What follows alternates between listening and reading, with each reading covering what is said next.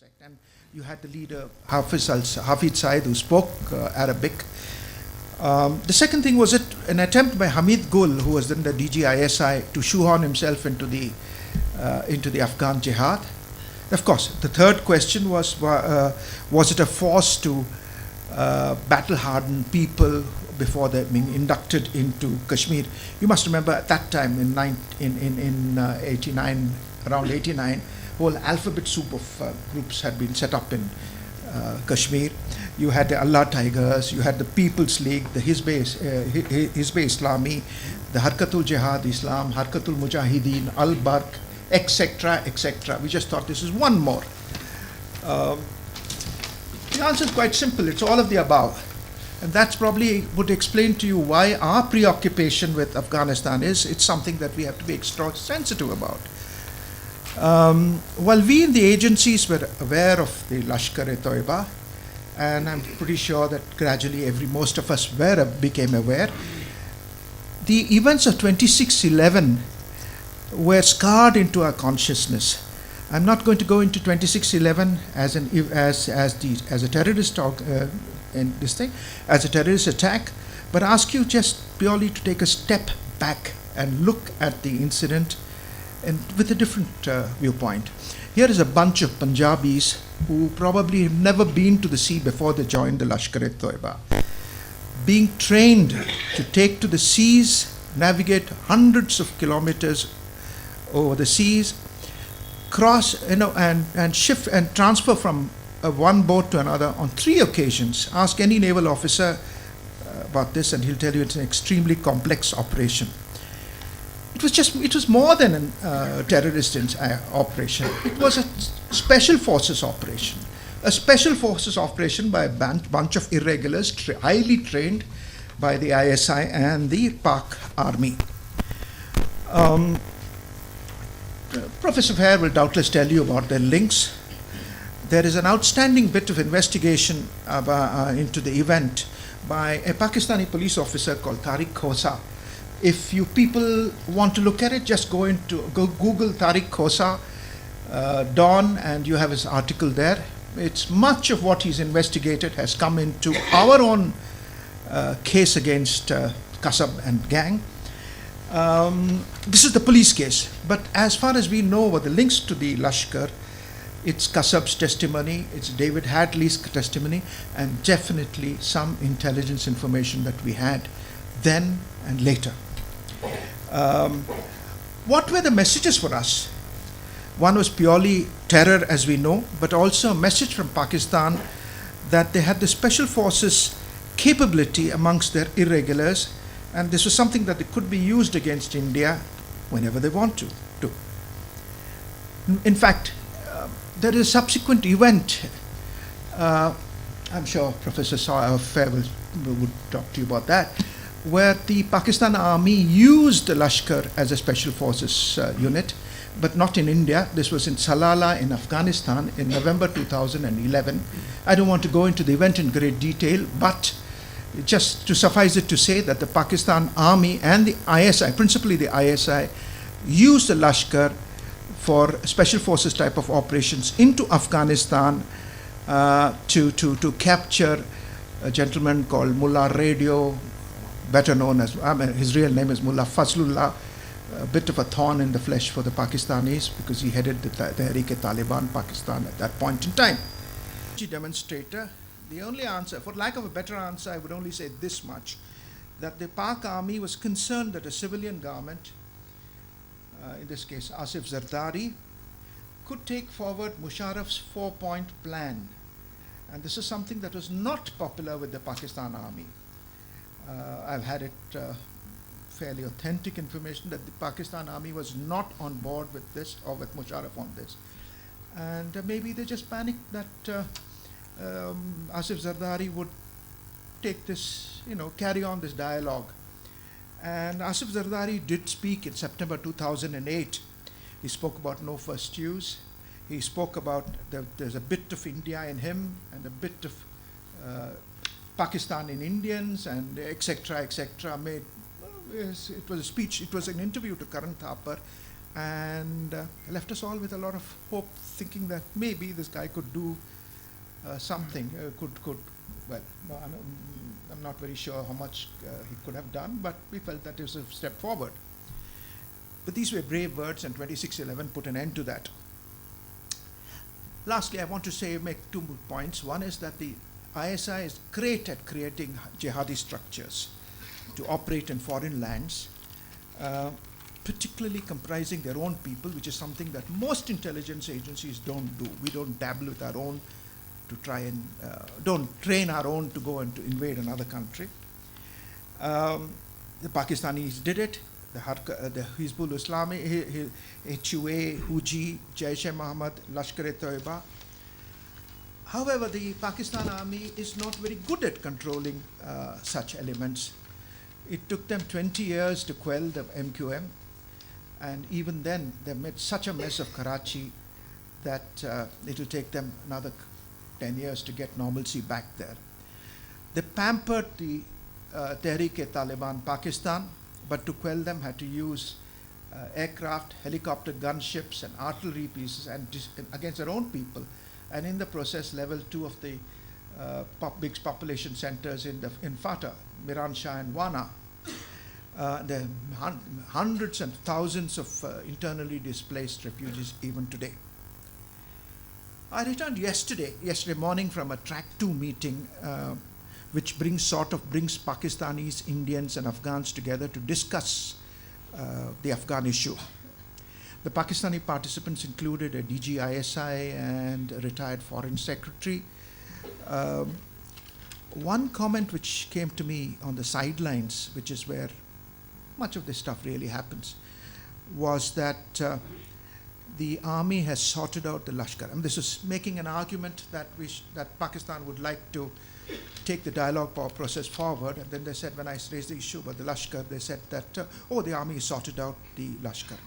For one, I know this is unlikely to be true. Point number 2, if it is true, I am very uneasy with it, because you don't know where these guys have been pushed into, which are the organizations that they've been pushed into. You must remember that a year ago, the French picked up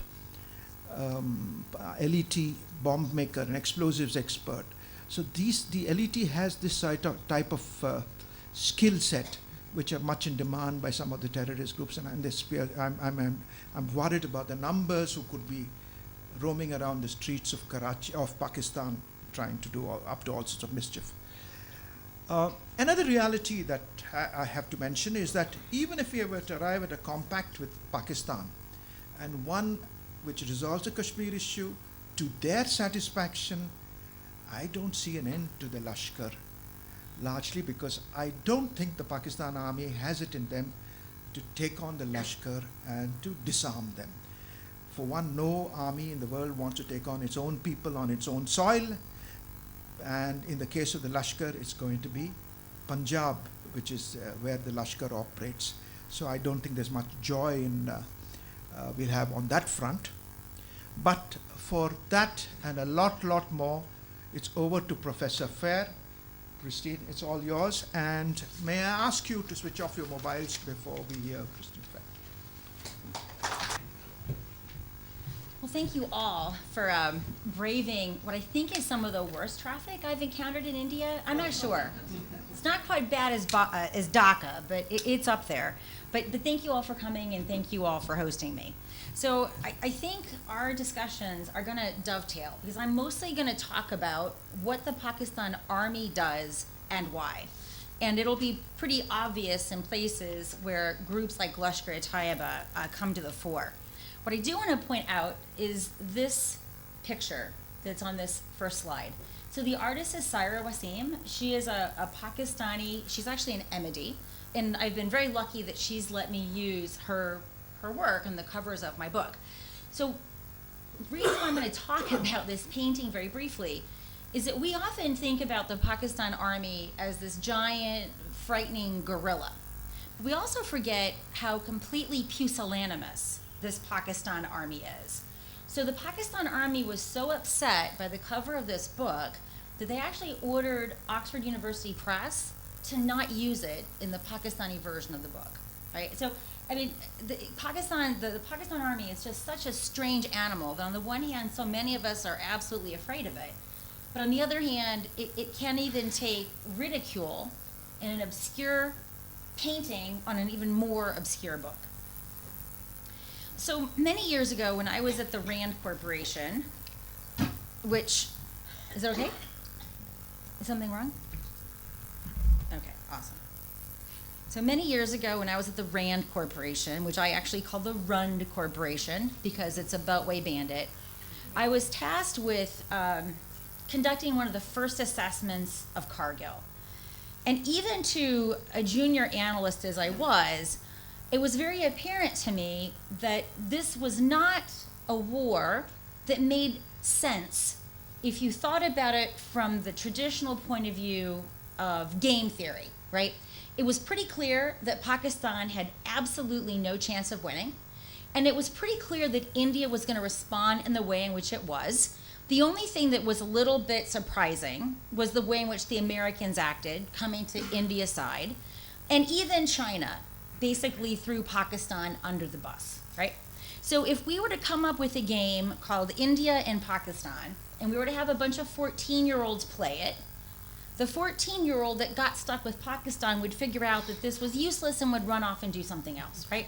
So if a bunch of teenagers could figure this out, why hasn't the Pakistan Army, right? So this wasn't necessarily the question of that project, but it was the question that really began churning. Clearly, we're not understanding something about the Pakistan Army when if we look at the wars it began and subsequently failed to win in 47, 48, 1965, and 1999, as you know, 71's a little bit different, we see a similar set of strategies and they all result in the same way. Right? Why is this organization doing this? So if I had had a little bit more wisdom under my belt, when I met with Jahangir Karamat in the conduct of this project, he had explained it to me. But I really didn't quite grasp the importance of what he was saying. And Jahangir Karamat's probably the most decent army chief that there's ever been. He lies because he has to, but he doesn't like lying, and he typically signals that I'm about to tell you something really ridiculous, and I'm so Sharif, I feel really bad, and he blushes, and he's just such a decent guy that he's a horrible liar. But he actually said something really truthful. He said, look, we have to take calculated risks, because if we don't, then the Indians will think that we have simply acquiesced. Now, looking back, I now understand exactly what he was saying, right? The Pakistan Army is like an insurgent. Like, let's take, Khalilzad. Sorry if that was a Persian joke, if you got it. Khalilzad wants us to believe that just because the Americans aren't winning, that we can convince the Taliban they aren't winning. Well, sorry, Khalilzad, that's a bunch of bukvas. And the reason is, an insurgent doesn't have to defeat us, right? It simply has to prevent us from defeating them. And in a nutshell, that's how the Pakistan Army is, right? It is actually an insurgent army. It knows it can never defeat India, but for it to stop trying to challenge the status quo would be to acquiesce. And so Pakistan will, through whatever means available, and those means have evolved over time, will take these calculated risks whenever it feels the need to. So if you don't understand this, and you think of Pakistan as a traditional security-seeking state, you're going to pursue different policies to handle this policy problem. And indeed, that's largely been how the Americans understand the Pakistan puzzle, right? If there's just a few more F-16s we give it, it will feel secure in its borders, it will stop taking pungas with India, and by extension, it will stop trying to mess around in Afghanistan, and peace will miraculously bloom in South Asia. And in fact, every president that's come to fore, with the exception of the current illustrious Gropenführer, you have had presidents say, Kashmir is the most dangerous place on earth. They've tried to persuade India and Pakistan to have these kumbaya moments. Of course, Barack Obama did this. And you also see people talking about a grand bargain, right? That if we can somehow resolve Kashmir, we resolve Afghanistan. Barnett Rubin and Ahmed Rashid put this forward when they were working for the special representative for Afghanistan and Pakistan in the early years of the Obama government. The problem is if we understand Pakistan to be a security-seeking state, we are going to constantly try to do things that make it secure, right? And as Mr. Arnie said, and I think we were in full agreement, this is not a state that you can ever make secure, because what it does is not actually remotely about security. What I argue in this book, which is the previous book, not the one on Lashkar Tayyaba, that Pakistan's actually an ideological state. And what hit me, I was reading this piece by Charlie Glazer, and this is actually his idea. And when I read it, I was like, holy crap, like this is actually Pakistan in a sentence. He defines ideological states, which he uses interchangeably with a greedy state, is a state which is fundamentally dissatisfied with the status quo, desiring additional territory, even when it's not required for security. Now, what's really fascinating about Pakistan is that, and I'll talk about the sources in a few minutes, of all of the Pakistan military journals and books that I read about Kashmir, not a single one of them made a security argument. Now, this is puzzling, because you could make a security argument, right? We could talk about water, both South Asia, both India and Pakistan, as well as Bangladesh. This entire region is under significant water pressure. So you could argue that we need to have this part of Kashmir for water security, right? But they never do, right? So one of the things that this is sort of like putting the conclusion forward, is that much of the book is really about trying to prove this hypothesis. Now, if in fact Pakistan is primarily an ideological state, and primarily what motivates it are ideological objectives rather than seeking security, everything that the United States has done actually makes Pakistan behave worse, right? Anyone have dogs? We have dog people here. Had dogs, all right. So this is a terrible example, and I know I totally shouldn't say it. But, I mean, dogs are a lot like people, and people in aggregate behave a lot like states, right? When a dog is really irritating you, what do most of us do? That's how I got my hand broken, by the way. We do this. Get down, get down, get down. What if we just told the dog? We are playing with the dog, right? We are rewarding it, we're animated, we're having fun, and the dog sees, oh, when I leap upon my human and try to kiss her face, she's very excited about this. Right? Well, essentially, Pakistan is that dog leaping on us, and we're like, ah! And we're throwing stuff at them to get them to settle down and behave. What do you really do when you don't want your dog to leap up on your older grandmother? You just do this and ignore them, and the dog sits there, and they're like, oh, this isn't working. This isn't working. Crap. And then you give the dog the reward, right? So in other words, we have rewarded Pakistan for taking these musilsala pungas. What we haven't rewarded them for is not doing this at all. And this is true whether we're thinking about Pakistan's strategy with respect to India, or whether we're looking at what Pakistan is doing in Afghanistan. Right? In other words, we are rewarding the worst behavior without even understanding what is motivating that behavior in the first place. So we'll talk very briefly about the evidence. So before I got PNG'd, I can't go back to Pakistan. I'm very, very not able. There is koi imkan nahi कि मैं पाकिस्तान वापस जाऊंगी. It's not going to happen. So I have lots of interview notes, and the joke that I like to say, because it's not really funny, is that all of these notebooks that I in many cases risk my personal safety to get, they're absolutely full of lies. I keep them like this to keep the lies from falling out, right? And anyone who's been to these track twos, but we're just having an exchange about what one of the interlocutors said, and I know for a fact that what he told you, Mr. Arnie, is just a complete load of nonsense.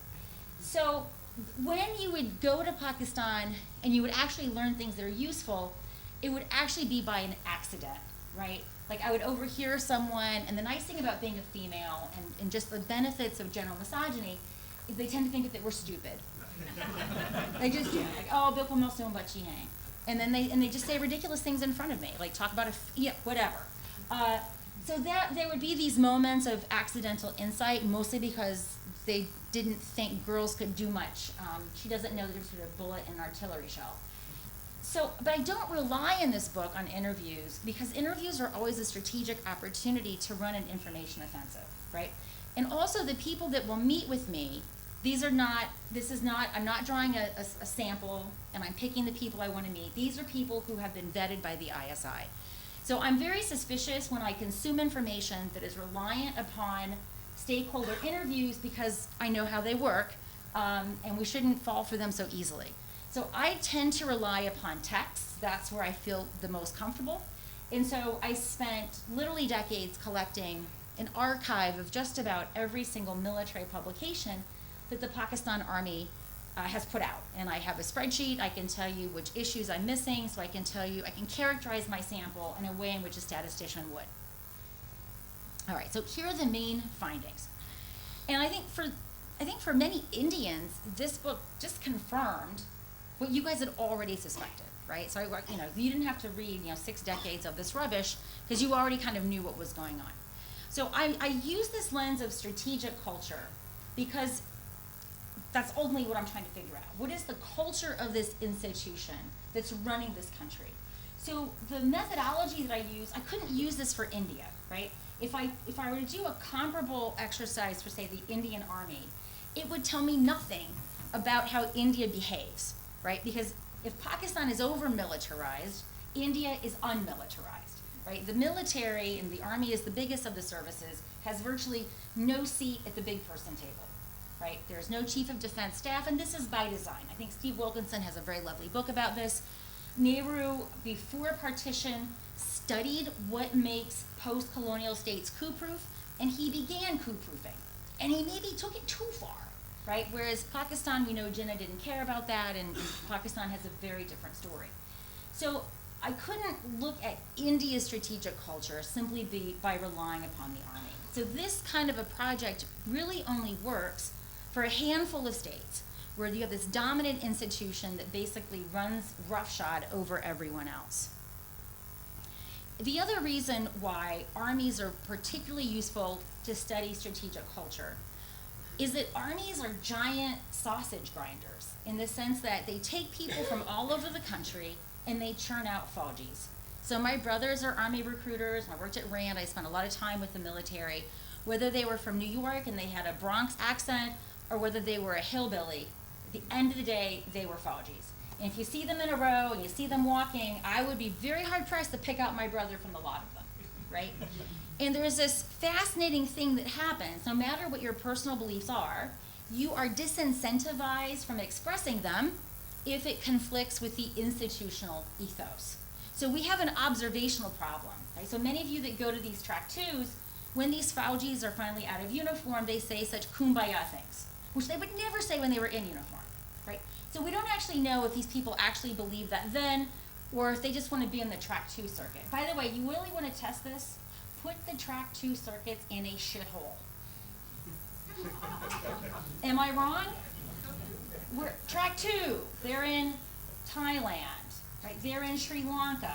They're not in like Rakhine. So you want to see how the test of that is, let's see how truthful they are. Oh, we're going to track 2, and we're going to do it like in friggin' Syria. See you there, right? It's not going to happen. So when I've encountered these folks out of uniform, it's a game that they're playing, or it's a game that they might be playing, which is this really their thought, or is this how they get visas to come to these, all expense paid trips? So we have this observational problem, but it is a problem nonetheless. The other thing that armies are very good at is, apart from making everyone very similar, what makes the Pakistan Army in particularly useful from a point of view of a scholar is that they have run this country for so long. And this actually didn't begin with Zia, this begins with Ayub.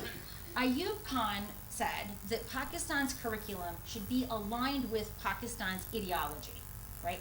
So this isn't just the opinion of the people in uniform. It will be an opinion that if you just run around Pakistan and just talk to people, you will not find, so sometimes people talk about 2 Pakistans, there's the deep state and then there's the real state. This is nonsense. I mean, I've been all over Pakistan, I've hitchhiked, I've taken trains, I've taken buses, camels. There is no 2 Pakistan.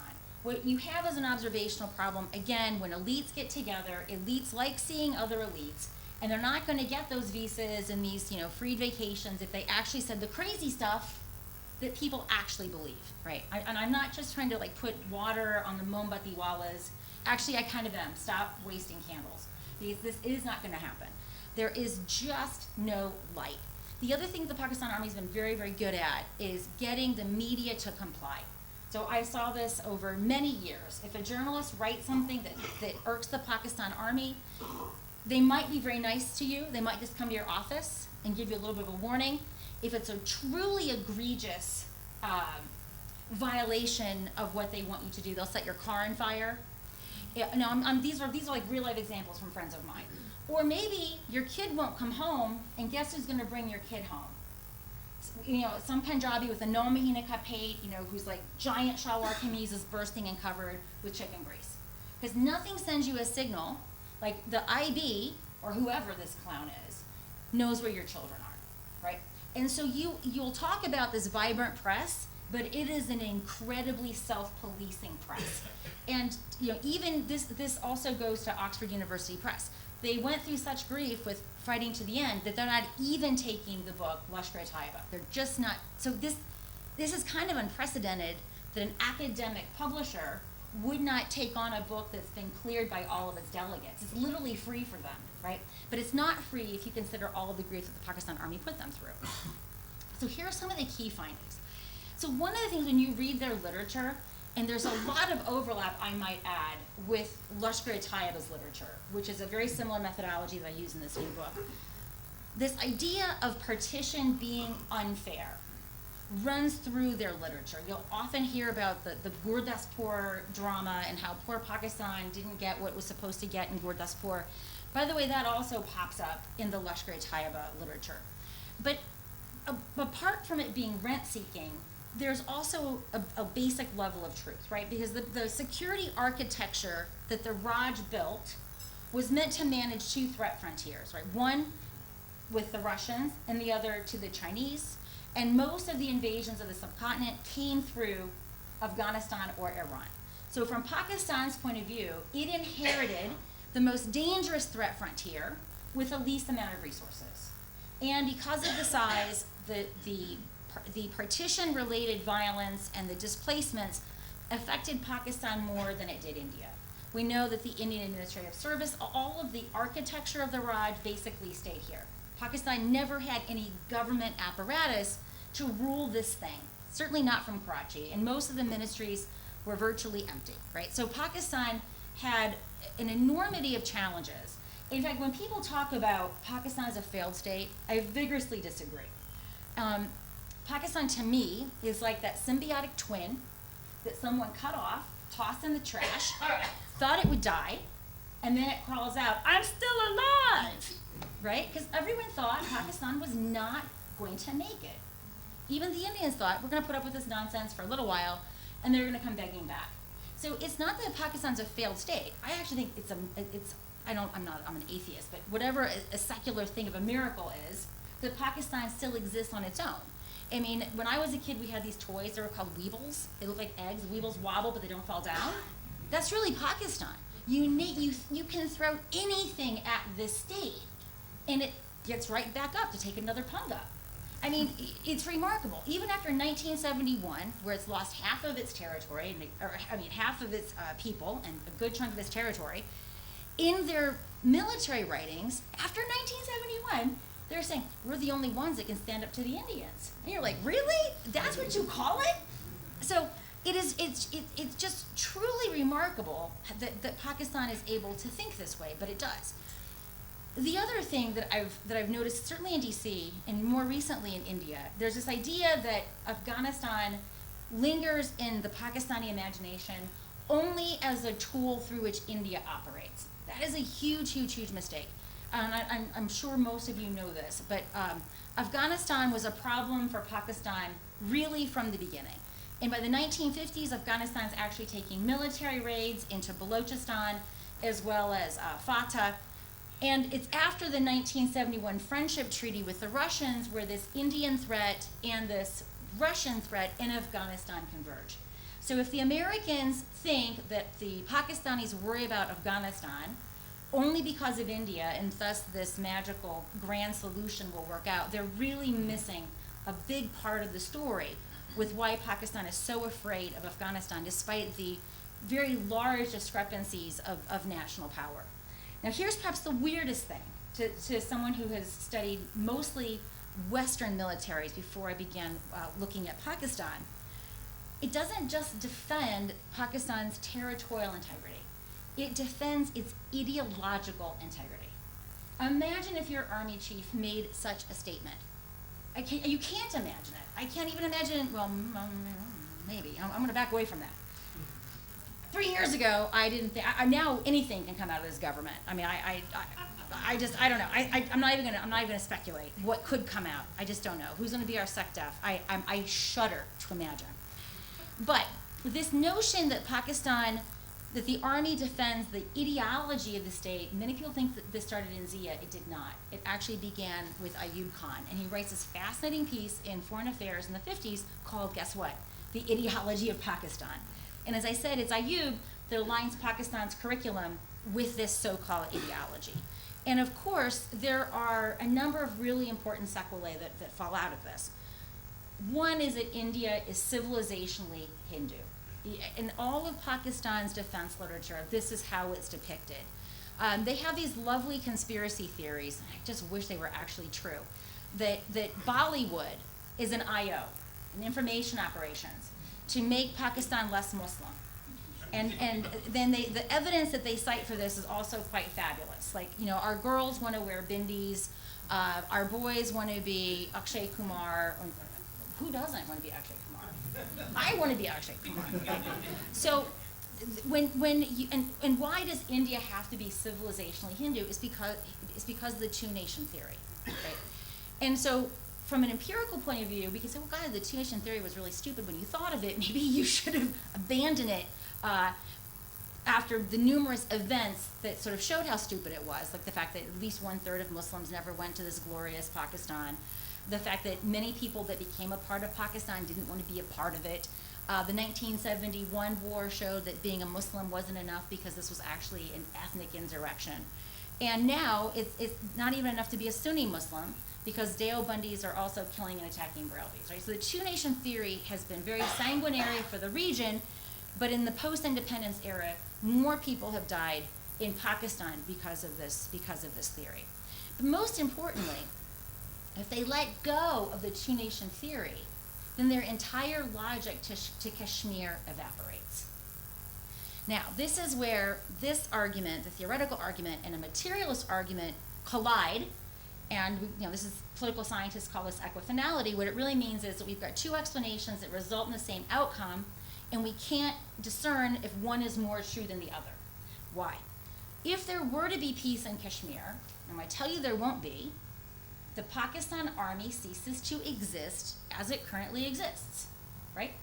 If there were to be peace with India over Kashmir, how would the Pakistan army, its enormous size, and by the way, that they could easily justify, right? Because India is in a security dilemma with China, so India has to cue its conventional forces off of those of China, and then Pakistan can easily say, we can't look at India's intentions, we can only look at her capabilities. So they can certainly justify a certain force posture and even a force composition based upon the security dilemma. But what they can't do is justify running and ruining the country, either directly or indirectly.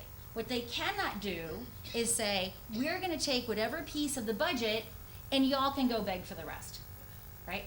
If there were actual peace, the army would not be able to be the single most political force in this country. And by the way, it's by a similar argument that I do not believe Khalilzad is going to deliver peace. Because just in the same way that the Pakistan army cannot survive peace with India, it also cannot, by extension, survive peace with Afghanistan for a similar set of reasons, which is a whole other lengthy discussion. So to sort of wrap up the finding sections of this, what we see in this army literature is not only is the Pakistan army resisting the territorial status quo in Kashmir, right? This is what Jahangir Karamat, in retrospect, and I understand, they're always going to take these calculated risks. But you also see in Pakistan's military literature that Pakistan's job is to retard India's rise in the international system. And so what's fascinating, right? The Pakistanis, well, this is from an outsider, I think it's fascinating. India has an issue with projecting power. So we had this cartoon. You guys ever seen the Bullwinkle commercials? The Bullwinkle cartoons? Bullwinkle was this, thank you. So some people will know where I'm going with this. Bullwinkle was this goofy moose, and it was a Cold War cartoon. There were a couple of Russians who were always saying, "Moose and squirrel must die." By the way, whenever I get like a Ukrainian pilot in Afghanistan, I beg them to say "moose and squirrel must die," and then I roll on the floor laughing, and they think, "Oh, stupid American," and it's true. Anyway, moose and squirrel must die. So Bullwinkle's always saying, he's got this top hat, and now I'm going to pull a rabbit out of my hat. And he never pulls a rabbit out. He always pulls a lion or something more outrageous. You guys are like the opposite Bullwinkle, right? You actually could pull a lion out, but you actually want to pull out a rabbit. Right? So it's very puzzling to me how India has this aversion to the use of force. So for example, when I've been in Pakistan and they're considering taking some punga with India, they have never said, you know what, we should think twice because the Indians have nuclear weapons. I can't tell you how many times I've heard someone say, oh, we can't do cold start, we can't do hot pursuit because Pakistan has nuclear weapons, right? In principle, all of the things that allows Pakistan to take pungas under its nuclear umbrella, you should be able to do the same, right? And in fact, more so, given that you have this inordinate conventional advantage, and quite frankly, Pakistan is a pariah and you're not. So this is a puzzle, right? Why isn't India doing these things? And so this is where it might actually be very interesting for someone to take a look at India's strategic culture, but it won't be me. So the takeaway is, Pakistan, because it's insurgent, it has to keep taking these risks. And so what does this mean over time? Well, the Pakistan army knows that it can't win a war with India, particularly in the nuclear environment. And it has nuclear weapons it can't use. And by the way, I know I shouldn't laugh at this, but I will because I'm really a 14-year-old trapped in the body of a 50-year-old woman. If you read their nuclear doctrine for tactical nuclear weapons, I challenge you to not laugh. I challenge you. So I'm going to tell you what their doctrine is, and I'm going to see if you suppress your laughter successfully. India's really mad at Pakistan. They are gussying up.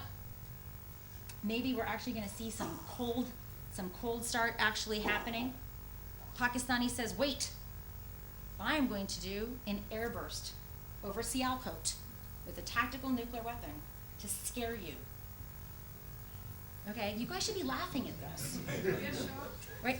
I'm like, well, that's a really great idea, India. Just pretend you're going to cross the IB and see if they do it. I mean, you're not going to lose. If they take out some parts of Sialkot, that doesn't suck. All right, so let's just say, okay, you're not deterred by the fact that they just use a tactical nuclear weapon in their own airspace on their own people in the Punjab, where they have, see, you're laughing, where they have co-located most military objects that need to be blown up, right? Almost all of the cores are in the Punjab. You only have a core in Karachi, Quetta, and Peshawar, right? I mean, they've just put it all in one place for y'all. Okay, but we're gonna go straight ahead. And you cross the border, and then they use this on your troops. Okay, that's terrible. We're not laughing at that.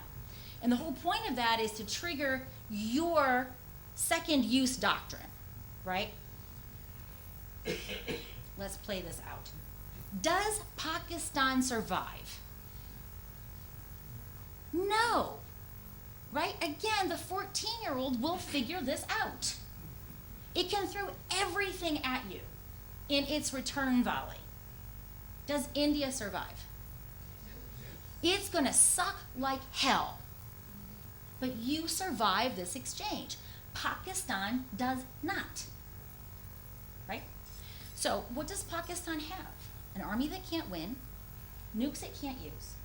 So what it does have, and this goes to Mr. Arnie's point, is jihadists under its nuclear umbrella. And in fact, that's all it has. Thank you.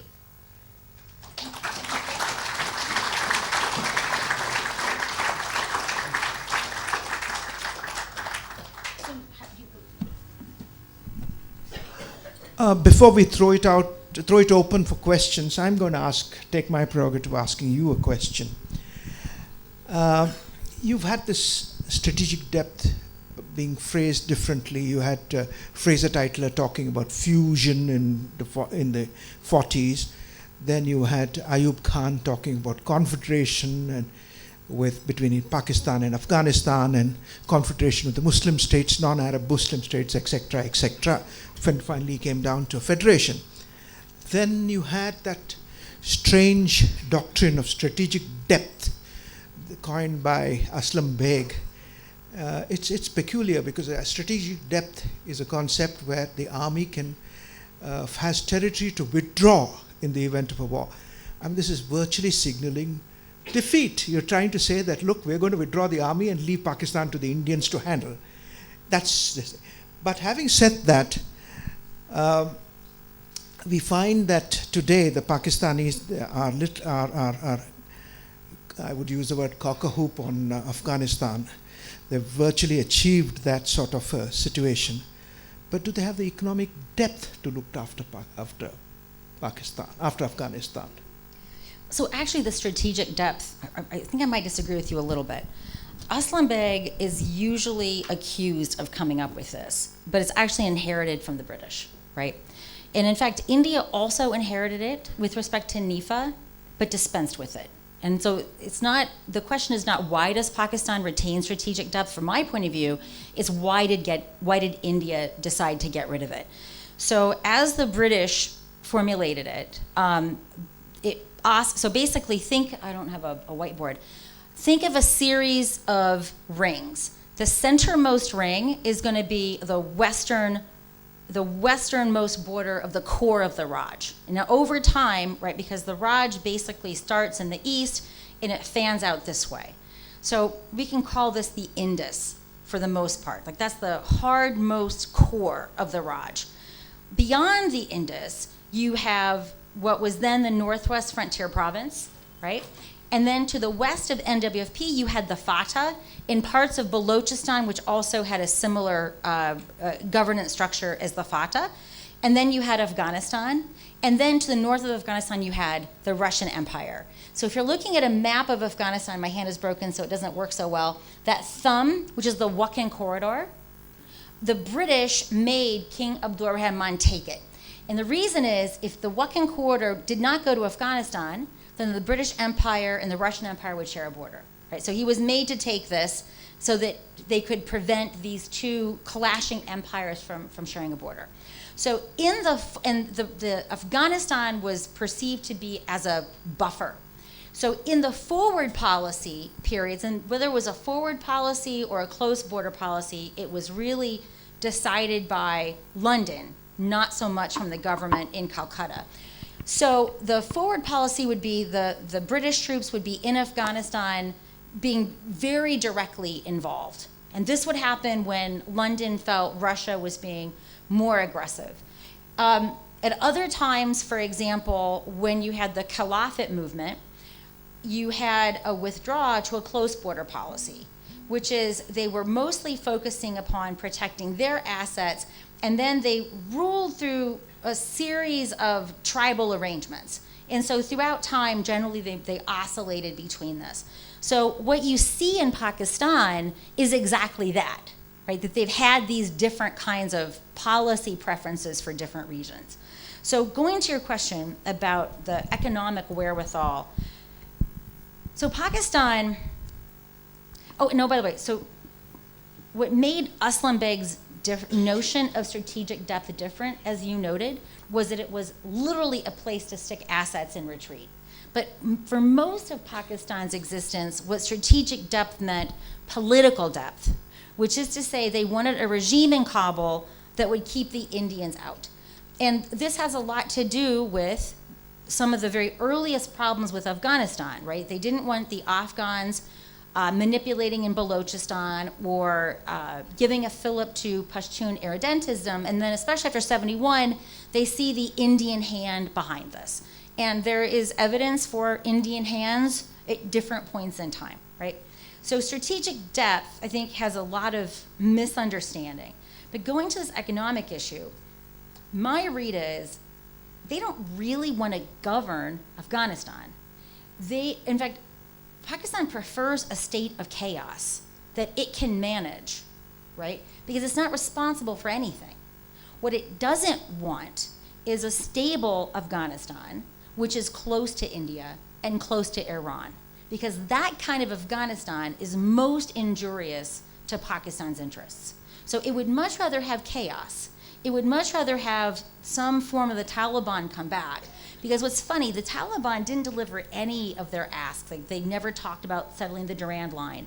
The only thing the Taliban did was keep the Indians out, subject to Panjshir. And you cannot estimate or overestimate what a valuable good that was for the Pakistanis. I would like to take you to the Pakistan Army. The raison d'etre of Pakistan Army is continued hostility with India that justifies their existence, that justifies much of their role in governance in Pakistan. But there is a slight change that I have noticed in the last couple of years. Islam ne khatra, that bit has gone. That bit is no longer being stressed. Is that probably because of what the aberrations in the Zia-ul Haq period, or is it that it's a genuine movement of moving away from Islam? So I don't know if I agree with you that it's actually gone away. So let's take, for example, Balochistan. So you'll see Lashkar Tayyaba's Jamaat al-Dawa and the Falah Insana Foundation. They're all over Balochistan. And what Hafiz Saeed says repeatedly is that Lashkar will be the one to sort out Balochistan, because the reason why Balochistan is such a mess is that these unruly Baloch don't accept the ideology of Pakistan. We see with the PTM, that's really freaking them out, right? Because the Pashtuns have seen through their ruse. And again, we see them deploying groups like Lashkar Tayyaba to challenge the PTM. So I don't necessarily agree with the premise of that question. The one thing, when they were taking on the Pakistan Taliban, this is a problem for them, right? Because they do have this issue of saying what's a good jihadi and what's a bad jihadi, and how do you explain it to people who've been subjected to this nonsense for so long. And what they were able to do, they were able to hijack some of the Pakistani Taliban rhetoric by insinuating that they were actually Indian agents. And they did this, and I apologize to the gentleman in the room, but this is for real.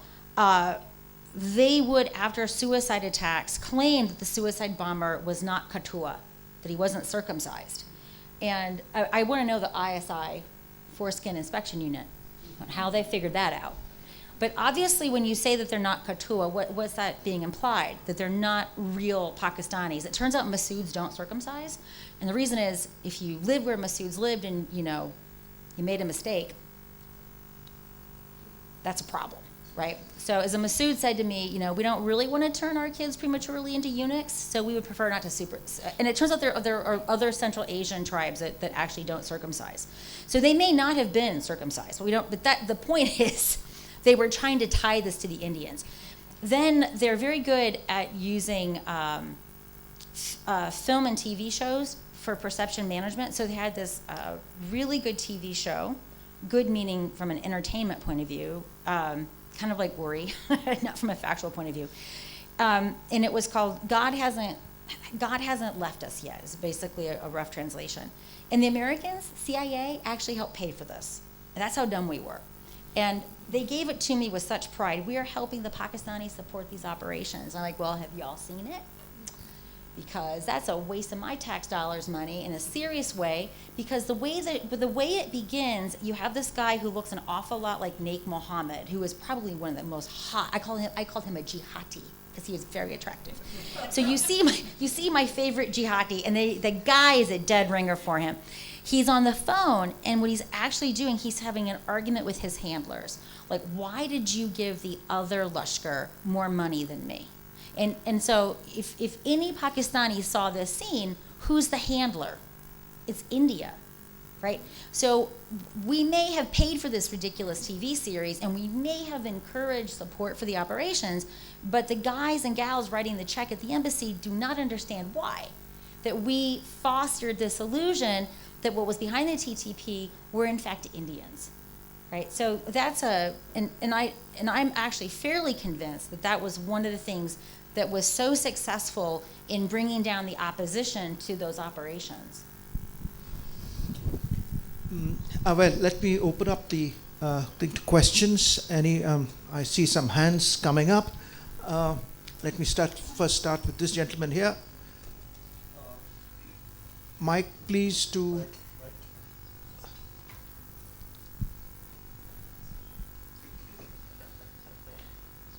You explicitly said that the Islamization began more with Ayub than with Zia. But do you think the Islamization of the cadet training colleges that Zia pushed a great deal hasn't played a significant part in the last 40 years? Just a comment in addition to that. Incidentally, the forward policy apparently started with British East India Company well before London directly got involved. So there's a lot of speculation about this with the Pakistan Army. So the fact is we don't have any data, right? So, and the Pakistan Army is demand constrained, right? Meaning that they have fewer slots for people that want to join the officer corps, right, than there are people, right? Which means that they can pick. This also means that once you're in the Army and you've entered the Zia period, you have a huge incentive to keep your mouth shut. Or you could just leave, right? And then when Zia is gone, you go back to some other kind of a status quo. But so we don't really know. Steve Cohen writes his book, and the reason why Steve Cohen is so flattering of the Pakistan Army was as anyone who's been to Pakistan knows, they are very good at impressing their guests, right? In a way in which I always tell my Indian friends, y'all need to study this. Because the Pakistanis, they play us like a really good guitar, right?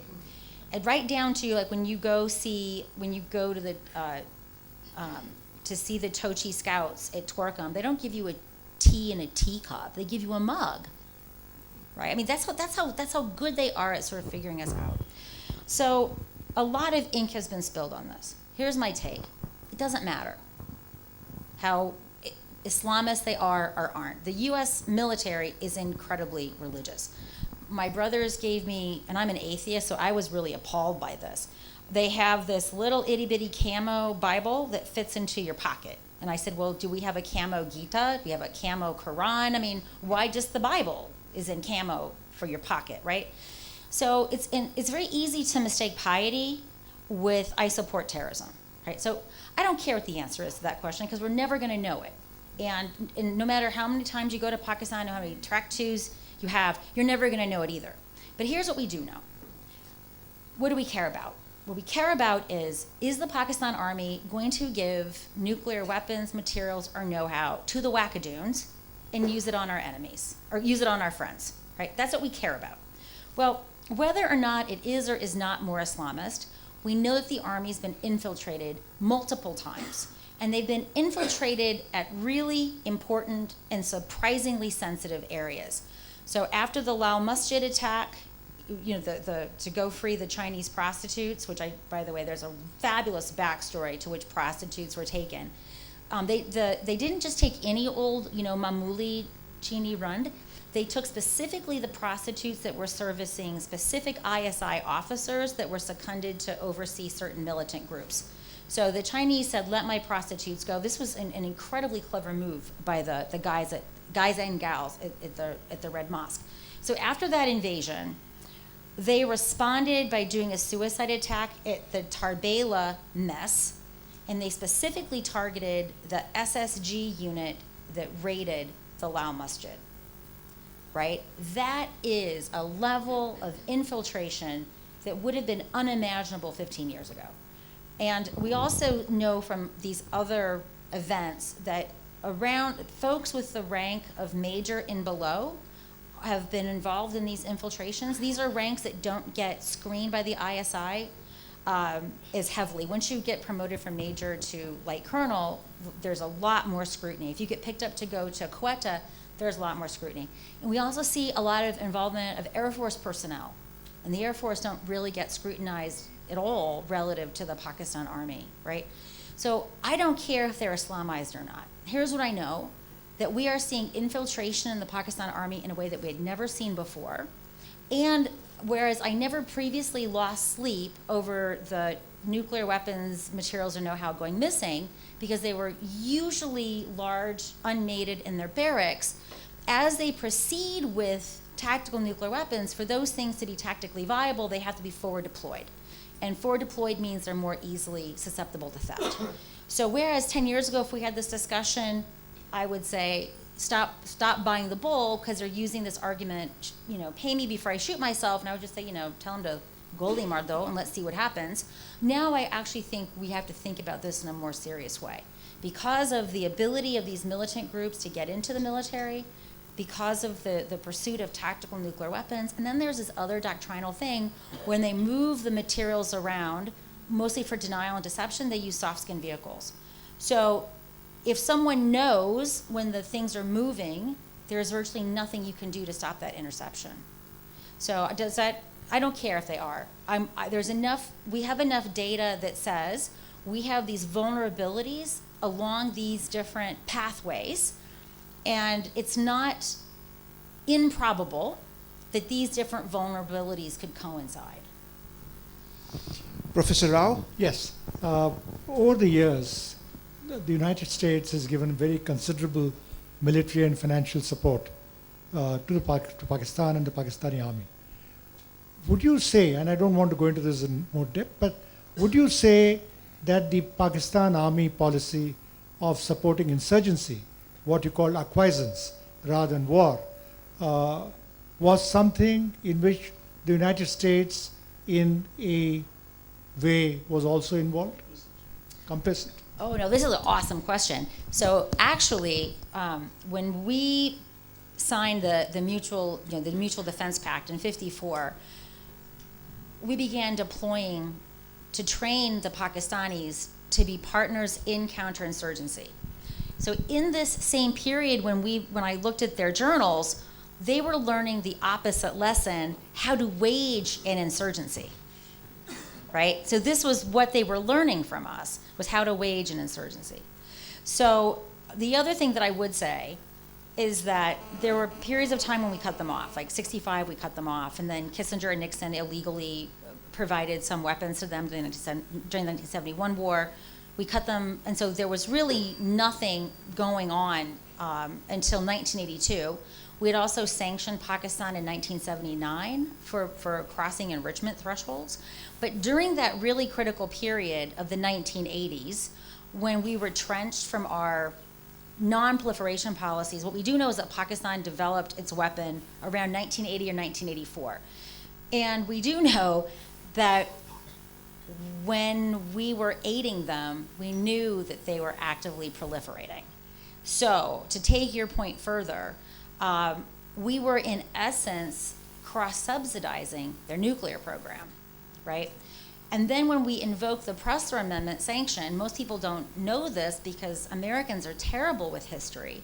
Americans will say, after the 1998 test, well, see, those sanctions didn't work. And I'm like, well, dude, that's like using birth control after you're already pregnant, right? How could those sanctions applied in 1990 stop you from acquiring a weapon that you had already acquired at least 6 years prior, right? So I think I'm a scathing critic of U.S. policy towards Pakistan. I would say in this post 9/11 period, we've done a very similar thing. A country is under numerous Chapter 7 statutes in the UN, they are obliged to not let their country be used to stage terrorist attacks. That's their friggin' job. That's what a responsible state is supposed to do. But we have paid them to do this through coalition support funds, which has been a very lucrative reimbursement mechanism, right? So what have we done? We've basically incentivized them to keep producing terrorists because as long as they have terrorists to kill, we can pay them. You know, it's like that Vietnam urban or probably rural legend, which is like we incentivize people to go catch rats. We paid them $1 a rat, and we found out they were farming rats. Well, Pakistan farms terrorists, right? But Americans, it's difficult to have this discussion with an American policymaker, even if they know the history, they don't care, because what they'll say is, well, Pakistan's just too dangerous, right? And then they revert to this very risk-averse policy position. And so while I can have nothing but contempt for the Gruppenführer, he is going to test every IR theory. There will be dissertations that begin with compellence in an era of Trump, right? Because every previous Pakistani government could conclude that every previous American government would blink when confronted with the possibility that Pakistan might blow up. Trump is actually too stupid, and I'm not saying this facetiously, he is mentally incapable of comprehending the consequences of the enormity of this challenge. And so when the Pakistanis say, you know, write the check or shoot me, or I'll shoot myself, Trump is like, I don't care, right? And so from a South Asianist point of view, this is actually a really interesting time. Unfortunately, we've already seen that Trump has lost his spine, right? He's already, and then here's the other problem. If you saw the paper today, the Republicans have rebuked him. And so we also have this problem of discerning which is more accurate, the tweet state or the deep state. I know it's true, right? And so and I live in DC, and I have friends that work for the Gruppenführer. And so on any given day, you don't know what they're doing. But that's brilliant from a game theoretic point of view, because it means that the Pakistanis can't take anything for granted, right? So from a South Asianist point of view, I think the Trump regime, and it is a regime, is going to create situations and outcomes that none of us could sit here and easily predict, as we did with George W. and Obama. Well, I think the last question from here, then we'll go that side. Yeah, Professor. Fascinating analysis from you, but I just want to flip over a bit, and that is, what's the idea in Pakistan about India's strategic culture? Because I know that they don't believe in too much of the strategic culture that the Indian army has. So that's one thing. Second thing is, since you kept mentioning Afghanistan, Zalmay Khalilzad was negotiating for UNICAP, and then you suddenly see again your RAND colleague becoming professor at Columbia and going ahead to negotiate everything else. So I think right from the beginning he's lost his credibility. So people also don't believe him on ground. And therefore, doesn't that create a problem, whether you're talking about strategic debt or the now negotiations with the pullout of the United States? So in full disclosure, I was on that UNICAL project at RUND. And no, it's actually kind of funny, because Zalmay, at that point, he was an independent consultant, so it was good cop, bad cop. And my team, and actually Talis headed that team, we said this is the dumbest idea ever.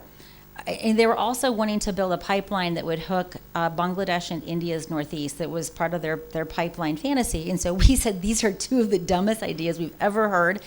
And UNICAL didn't like that answer. So had we wanted to get more money, we should have said, yes, absolutely do it, and we're going to show you how to do it. But actually, Ashley and I guess we were too stupid, or we have integrity. But the funny thing is, that very day was when we bombed Afghanistan and Sudan because of the Africa attacks. And then UNICAL was like, they had to accept that we were right. So that was so in full disclosure, I know about that UNICAL thing. And yeah, everyone hates him. The Afghans hate him. The Pakistanis hate him. He has zero credibility. From my point of view, all he's trying to do, Trump has said this repeatedly. I mean, the thing about Trump is that although he's a liar, he also says these bizarrely truthful things. Like he'll say, well, yeah, I'm going to do this stuff for votes, and then I'm either not going to be elected, so it's not my problem, or I'm going to be reelected, and it's still not my problem, because I'm not going to contest elections again. No, I mean, he says this, and in the Trump invoker, like, gee, that man's a friggin' genius. Where's my MAGA hat? And Kim and I, we're from Trumpistan, so yeah, we can go on about the Trumpanzees that we grew up with, that we've defriended on Facebook. So that's also the situation with Afghanistan, right? He wants to be able to say by 2020, I told you, we're out. We're out. I kept my promise, because he's all about keeping stupid promises. He just keeps a list. Like the wall matters only because he promised the Trump and Volk to build a wall. The fact that I can put a rope over it and climb over his like N billion-dollar wall matters not. The Trump and Volk want to see this. So Trump has zero regard for what happens in Afghanistan, because he has no skin in this game. He'll either be reelected, in which case the Trump and Volk don't care, and it'll be someone else's problem, as it was in 2001 after a disastrous policy in 1990.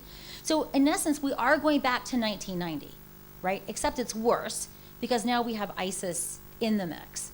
So, and then about India's strategic culture, the perception. Well, so this is where they're actually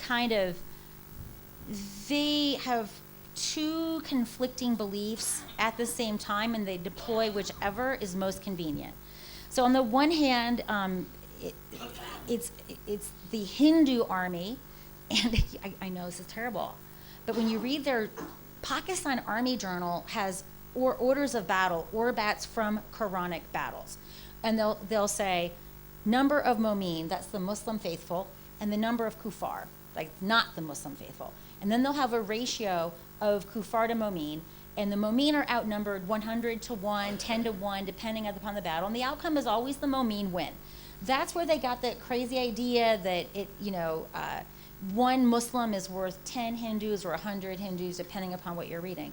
So on the one hand, they think that the Indian soldier is pusillanimous, and if given a whiff of grape shot, he will run, right?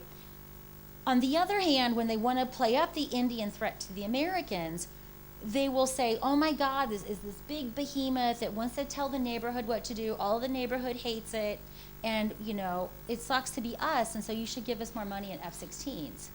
And so when they're talking to a domestic audience, they'll deploy either of those depending upon what the information operations objective is. Any questions from this side? This gentleman here, Akshay.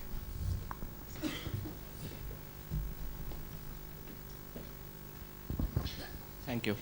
My question is that given the Pakistan Army's strategic culture, which is almost like that of an insurgent as opposed to a regular army, and given the unique way in which they define victory and defeat, where if they live to fight another day, then that's victory, what options does India really have for strategic compellence in this kind of environment?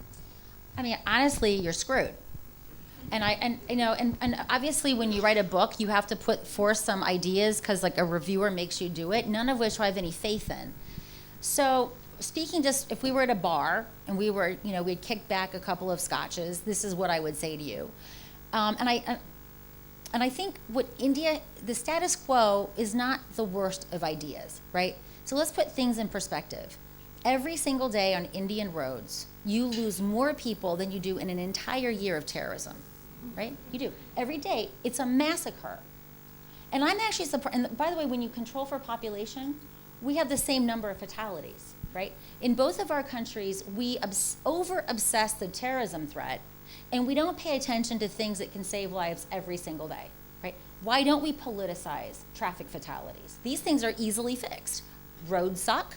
Our cars aren't safe. We don't wear any number of things, right? We don't politicize that. But when 3 people die in a terrorist attack, all hell breaks loose. So, I mean, there is an argument that political scientists have made that both, in fact, democracies, I think it's particularly true of our countries, that we've overinvested in the terrorism problem, and that has opportunity costs for investing in other kinds of institutions. And these are discussions that I think democracies have to have. But so India doesn't have those discussions per se, nor do we. Instead, we have this, tweeting Gruppenführer. And then we have these bizarre proxies, like Fox News says something stupid, and he's like, oh, that must be really true. In fact, this is true. People go on Fox News just to tell him things. And I'm not joking. That's how, that's when his advisors cannot get his ear. Fox News, Tucker Carlson, go say something crazy because the lunatic is going to listen to you. So we don't have these conversations. And part of the problem is, so we can laugh about this here, right? Because we don't have any skin in the game. I mean, I don't know if any of you are elected politicians. I'm not. An elected politician is never going to lose a seat because of traffic fatalities. They will lose a seat if they were on a particular committee and they poo-pooed the terrorist threat, right? So it makes them very, very risk averse. And they have no disincentive to overinvest in this, especially when the people are not arguing against it, right? So what India has essentially done, and we can discern this from its behavior, not from anything that it said, is pretty good to be Indian, right? If we can avoid being sucked into some conflagration with Pakistan, we keep growing our economy. As long as our economy continues to grow, we can keeping the defense per GDP at even under 2%, we can continue to grow our armed forces, and Pakistan is self-marginalizing over time, right? But what's inherent in that is the acceptance that Pakistan is going to continue to kill Indians, ironically, is the price of your success. Now, that sounds terrible. It does. But if you go back to the daily massacre that happens every single day, this is not a bad strategy. Right? I know that's terrible to say. But I feel that way in the States, too. I mean, we've lost enormous opportunity costs of all these expenditures to go into our infrastructure, to go into our education. And by the way, you can never show that there's a positive outcome to these expenditures because it's impossible to stop every single attack, right? It's impossible. And by the way, that's why they do it. This is, if you were to think about, so the Pakistani defense budget is $7 billion, right? The most expansive budget estimates I've seen for running the Lashkar is 50 million, right? And these guys don't get paid. There's no pension. You guys are having a big problem with how do you pay your military pensions because it's huge. They don't have to pay pensions. The dudes get whacked, right? It's a self-licking ice cream cone for them. So why would they ever get rid of this? And so then we go to other options. Like, I'm a big believer in covert operations, not because you can destroy Lashkar, but because you can degrade their operations. But covert operations, if you're going to do a Kofia operation, they got to remain Kofia. You don't make a movie about them. You don't. In principle, you don't do that. Last.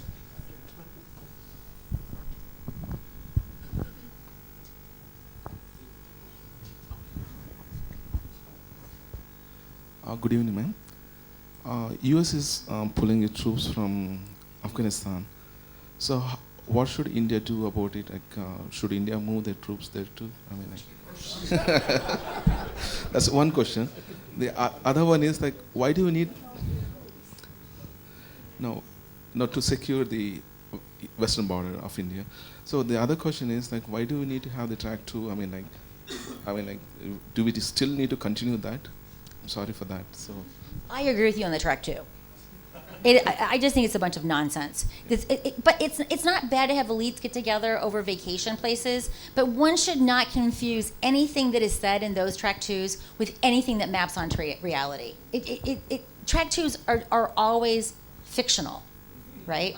And because if a Pakistani actually came in and said, I declare jihad on you, I'm always going to declare jihad on you, they would never be invited back, right? No more vacation for you.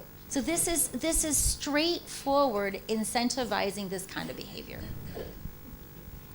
You were going to answer the first part. Well, I've been dealing with Afghanistan for quite some time. I think one of the most disastrous things we'd ever do is to have boots on the ground. Let's not even think on those lines. We'll just be cannon fodder.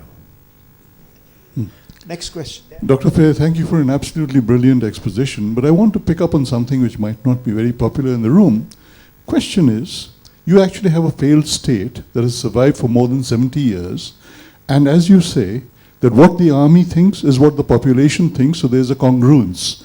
There isn't this resentment against an entity that not only sucks up 7 billion, but sucks up all the private sector companies. The Fauji Foundation is huge. You've got all of that, and yet you've got a population that thinks that that is indispensable.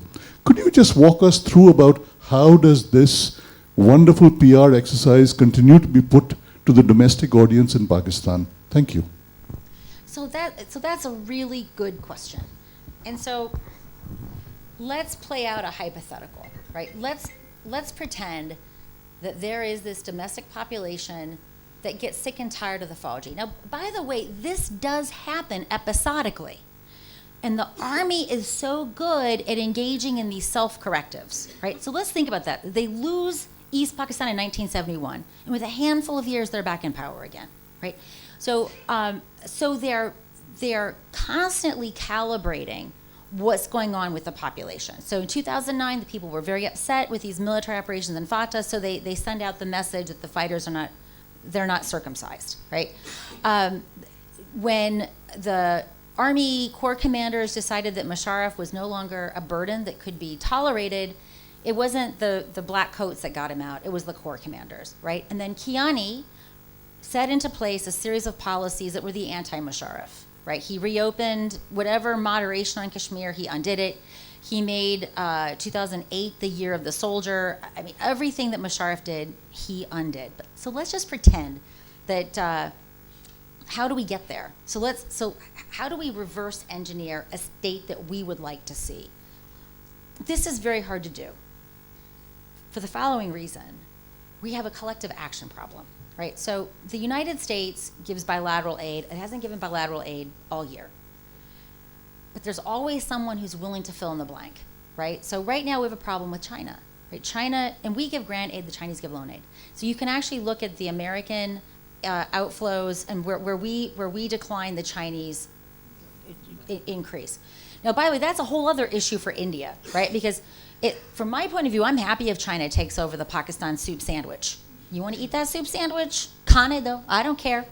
But for you, it's a nightmare, right? Because you may have a Hambantota redux, right? And so you basically have a sovereign port at Gwadar, and you've got obviously one at Hambantota, and you also have one at Charpu in Myanmar, and if they get their way in Chittagong, they'll have one there too, right? So you're going to be literally, and then obviously Djibouti.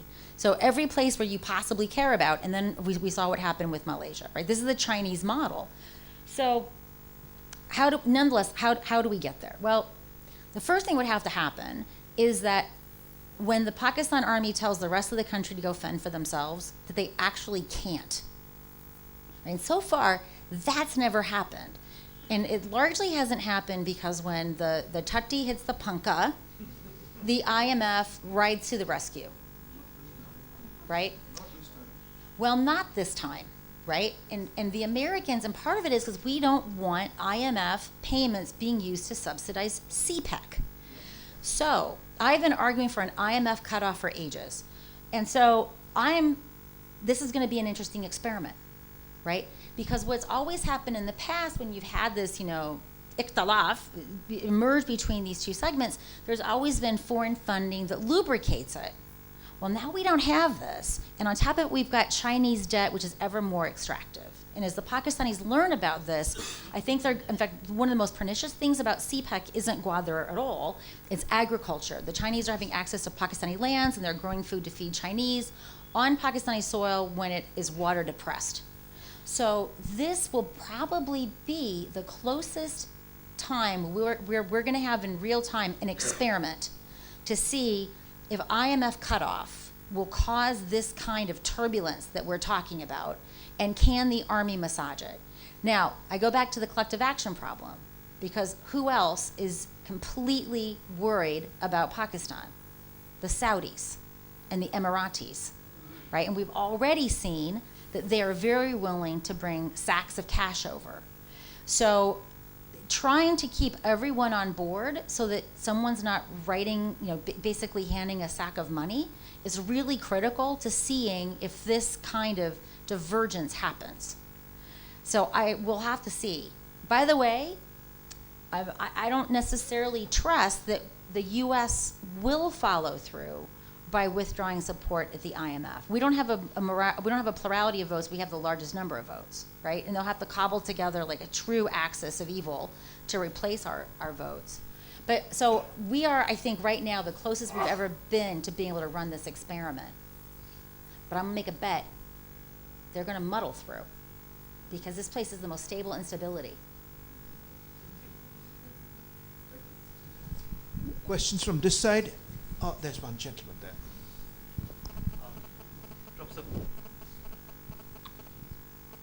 Professor Fair, Najam Sethi's editorial in today's The Friday Times says that the $12 billion that Pakistan got from Saudi Arabia and from UAE was actually US money that has been funneled through them. This is in return for arranging for the Afghan Taliban to come to the table. What do you think about that? Could it be true? Look who is running our country. There is no Ponzi scheme. This man is the head Don. I'm talking about Trump, of course. He is the quintessential mafioso. Who does this? Mafiosos do this. And look at his lousy weasel son, Kushner. Najam Sethi is an interesting guy, right? Najam Sethi pretends to be like a wild Mustang, but he's really a Sarkari Mustang. No, he is. I mean, he always somehow knows what the deep state's doing. So how can he know what the deep state's doing if he's actually the dushman of the deep state? So I think that if Najam Sethi says something crazy like that we should not discount it, because this is exactly the kind of nonsense that this regime in Washington would do.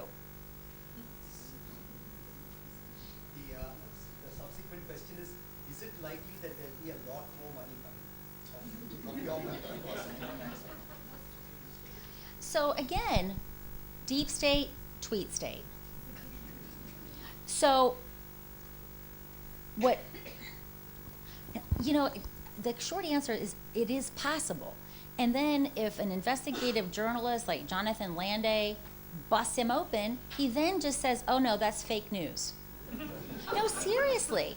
I don't know why, it's not funny, right? He has been so effective at destabilizing the truth, right? That your average American has no clue what the truth is, right? And your average American isn't coming to, by the way, the biggest the news network that has the largest share of viewers is Fox News, which is the primary place where he puts this disinformation. So even if it did happen, it would be a consequence-free environment because he's got a 35% base. He could literally marry a fetus, then shoot it, and then eat it, and they would still vote for him, and they would say that was probably Satan's fetus anyway. It's an immovable base. Am I wrong? No. Next question is gentleman there. Professor Fair, this might sound a little bizarre, but General Zia's, death by 1,000 cuts, are the Pakistanis also realizing that it's a knife that cuts both ways? They're losing a lot of the flower of their youth, and especially from the Punjab. And that must be hurting, if not very much, at least beginning to hurt. Any comment on that? I mean, not really. I mean, they've been doing this for so long.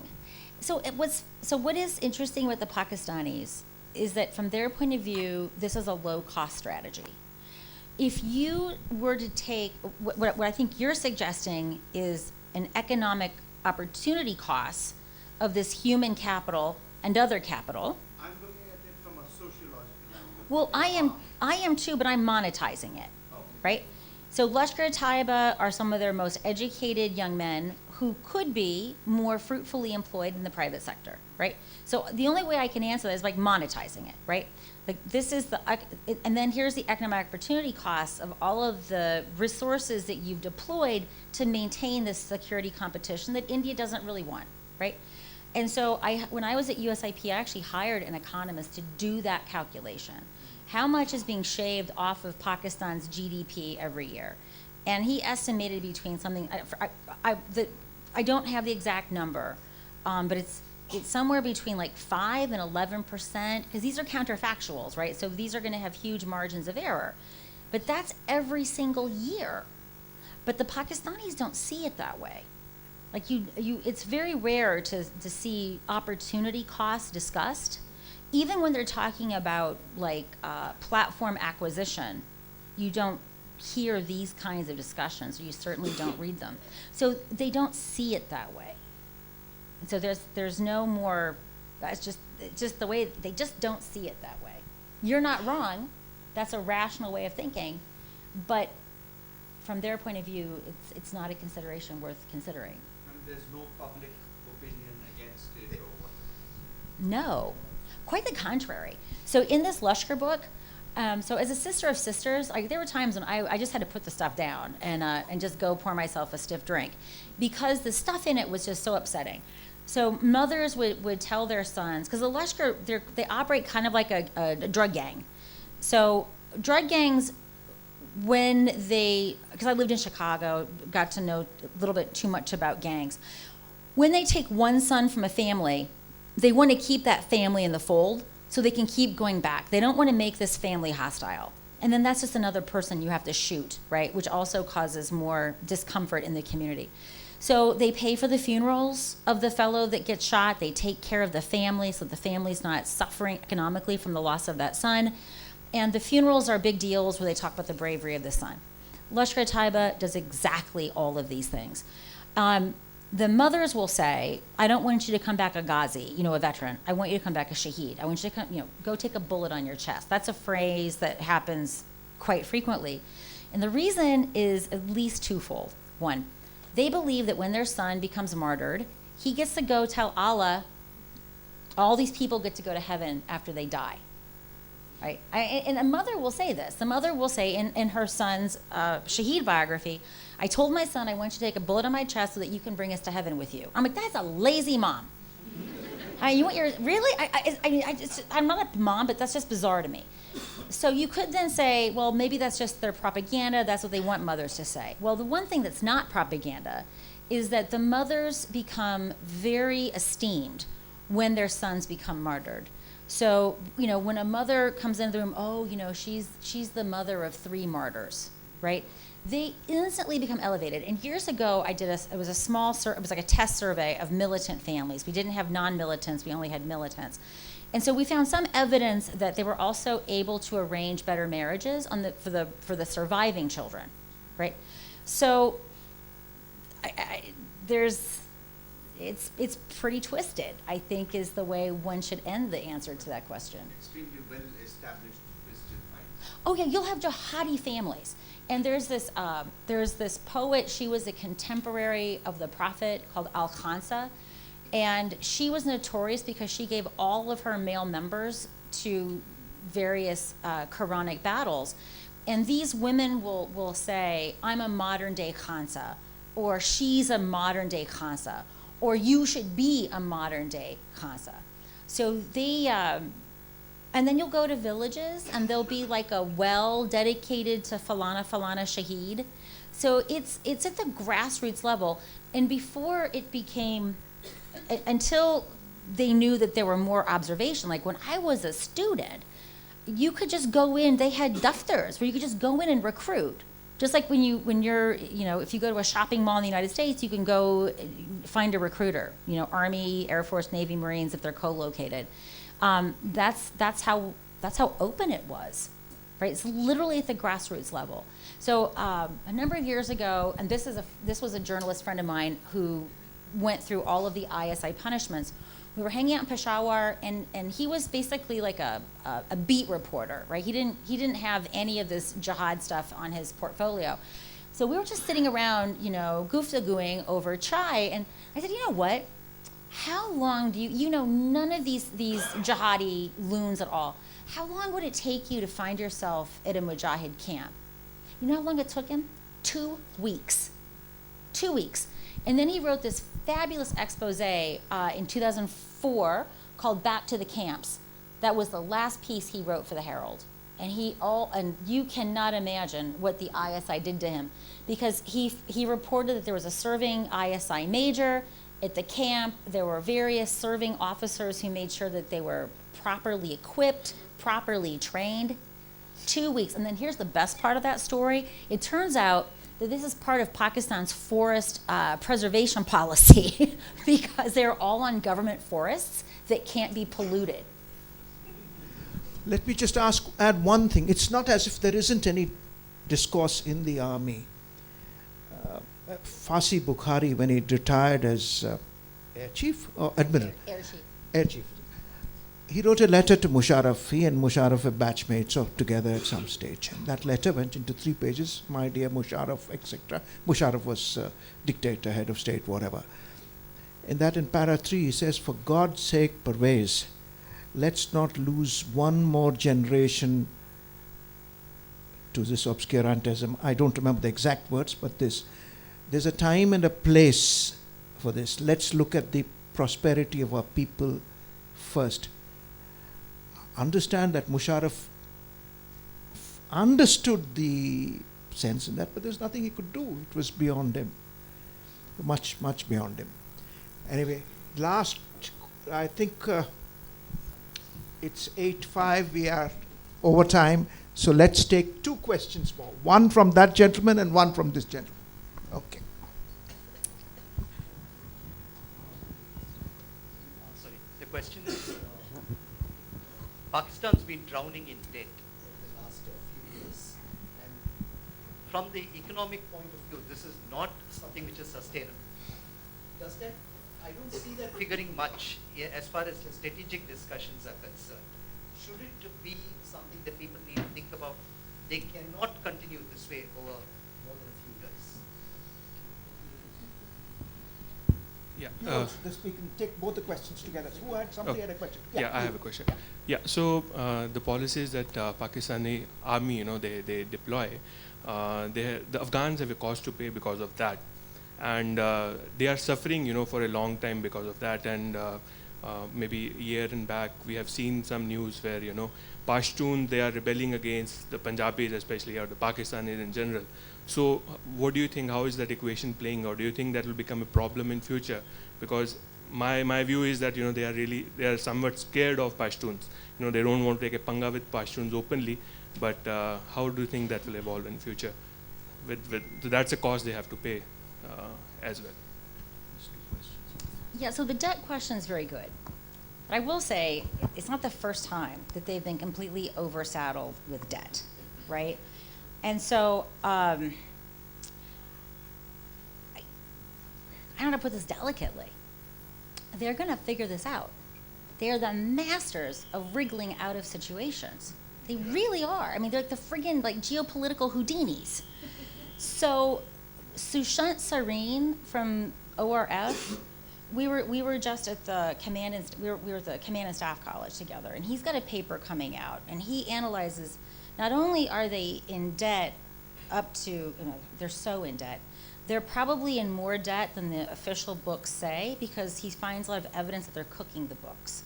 But they're going to figure out a way. And this is the genius of Pakistan. And let's go back to, they have these nuclear weapons and these jihadis, not only to continue taking calculated risks with you, but also to blackmail the international community, right? At the end of the day, the international community doesn't want this country going belly up for the reasons that we've spent the whole evening talking about. And that is principally how Pakistan finagles its way out of economic disasters. So I am completely confident that there is going to be a consortium of cupidity that's going to help this place wiggle through. I'm not going to lose sleep over it, because it happens with such regularity. I mean, it's like a Metamucil commercial, or as you might say, an Ispagol commercial. I have menopause, so I care about those commercials. So your question is, I think, much more interesting than this, because Pakistan has been through the debt crisis before. Pakistan, since 2004, has had 2 things it's never experienced before. One, previously to this insurgency in the tribal areas, which is entirely of its own doing, right? This is chickens coming home to roost, and they're not even nice chickens, terrible chickens. It is previously their first unit casualty would be in some way or another connected to an Indian, right? Maybe it's at Siachen where they could, it could be, he's died of altitude sickness, but they're there because of, the Hindu kuffar.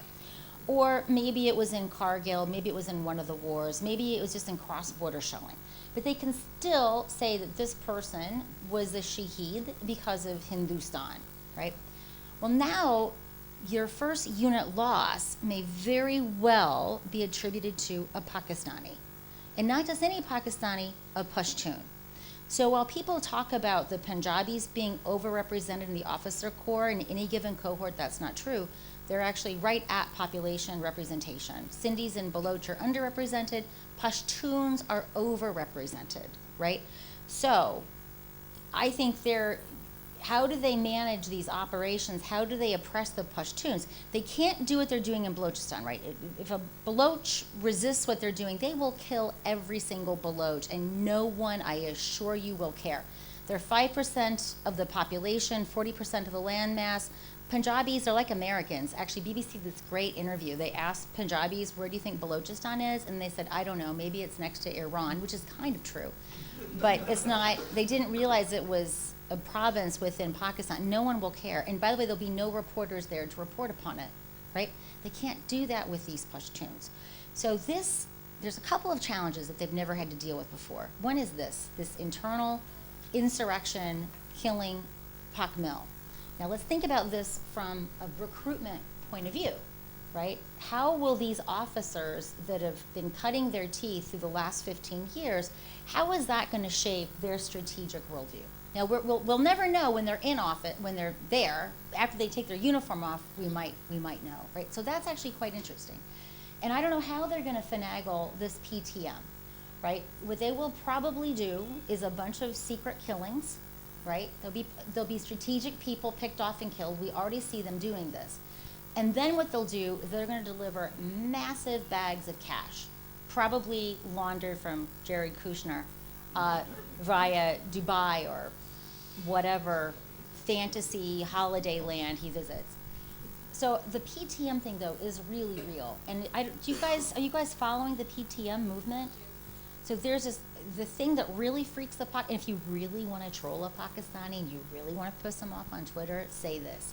Ye jo dashat gardi hain, iske piche vardi hain. This terrorism that's going on, the uniform is responsible for it.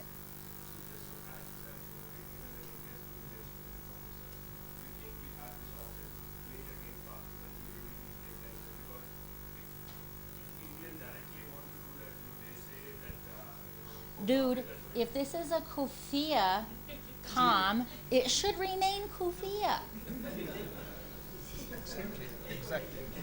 Exactly. I'm saying nothing. Now with that, we shall end. And thank you very much, Professor Fair. Thank you.